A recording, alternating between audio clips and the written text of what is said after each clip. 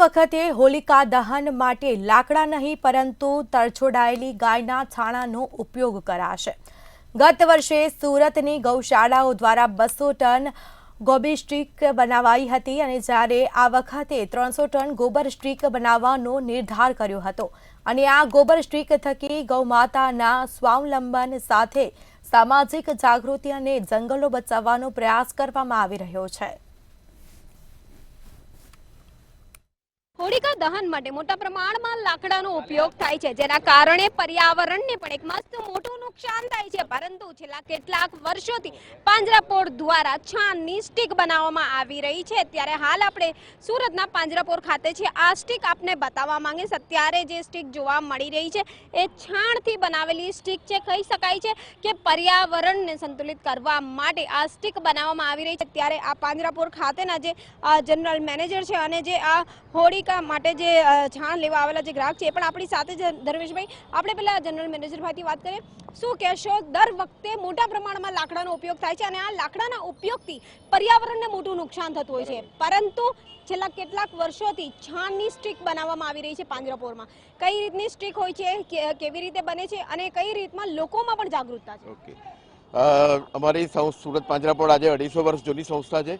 છેલ્લા 5 વર્ષોથી આપણે ગાયના છાણમાંથી આજે ગોબર સ્ટીક બનાવીએ છીએ અને એનું કારણ આપણે જો જાણીએ તો ખરેખર એવું છે કે અત્યારે જે વસંત અને શિશિર ઋતુનું જે આગમન છે એને લઈને જે એની સંધિકાળને લઈને જે વાતાવરણમાં વાયરસ પેદા થાય છે, તો એ વાતાવરણને જો આપણે કલુષિત થતું બચાવવું હોય અને એનો નાશ કરવો હોય તો ગાયનું છાણ એના માટે ઉત્તમ છે।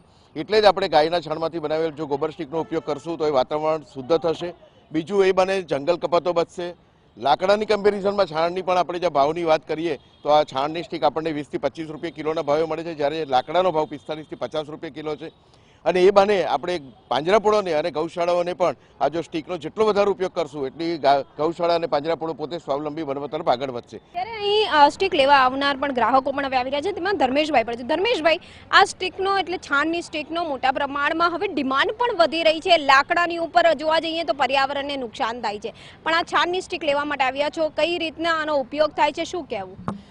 પહેલાં અમે લાકડાની હોડી કરતા, લાકડાની હોડી પ્રગટાવતા, પછી ધીરે ધીરે અમને ખબર પડી કે ભાઈ ગોબરની સ્ટીક પણ બની રહી છે, તો ગોબરની સ્ટીક વાતાવરણ માટે ખૂબ સારી છે। એનું જ્યારે પણ પ્રાગટ્ય થાય છે તો એના ધુવાડામાંથી બિલકુલ આંખ પણ નથી જલતી લોકોની, અને ક્યાંક ને ક્યાંક હું માનું છું કે વૃક્ષો પણ બચે, ગાયો પણ જતન થાય। તો આ બધા સારા ઉદ્દેશ્ય સાથે અમે લોકો હવે લાકડાની હોડીનું પ્રાગટ્ય નથી કરતા અને ગોબર સ્ટીકની હોડીનું પ્રાગટ્ય કરીએ છીએ। હું લોકોને પણ એ જ કહેવા માગું છું કે આપણે વૈદિક પરંપરા મુજબ સનાતન ધર્મની અંદર જે ગાયના ગોબરની જે એક પવિત્રતા છે તો એની જ આપણે બધા હોળીનું પ્રાગટ્ય કરીએ।